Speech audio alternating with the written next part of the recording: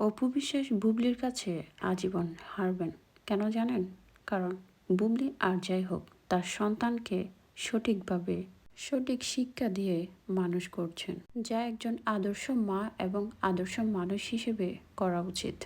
বুবলি আর যাই হোক তার সন্তানকে দুই ধর্মের প্রতি বিশ্বাসী না করে যা সত্য এবং যা করা উচিত, যেটার মাধ্যমে প্রকাশ পাবে বুবলি এবং শাকিব খানের বৈধ সন্তান হচ্ছে বীর, এবং শাকিব খান বুবলির যে একটা ধর্ম আছে সে শিক্ষা দিয়ে বুবলি তার সন্তানকে বড় করছেন। অন্যদিকে অপু বিশ্বাস কখনো বলছেন তার ছেলে নামাজ পড়া শুরু করেছে, তো আবার কখনো বলছেন তার ছেলে তার সাথে ভালোভাবে পূজা করে।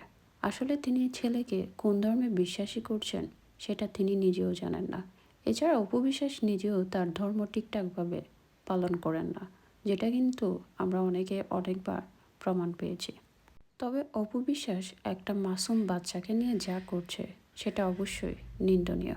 এছাড়া শাকিব খানও কেন যে এসবে বাধা দেওয়া কিংবা এসবে কোনো কিছু বলেন না, আল্লাহ ভালো জানেন।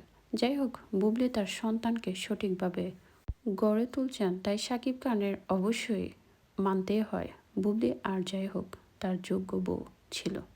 অবশ্য শাকিব খানের ক্ষেত্রে তার সন্তানের মূল্য ঠিক কতটুকু সেটা হয়তো তিনিই ভালো জানেন, কারণ বিশেষ দিন ছাড়া তো কখনোই তার সন্তানদের নিয়ে তিনি ছবি তো দূর দেখাই দেন না।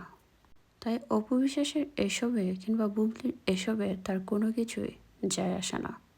তিনি শুধুমাত্র নামে বাবা বললেও ভুল হয় না।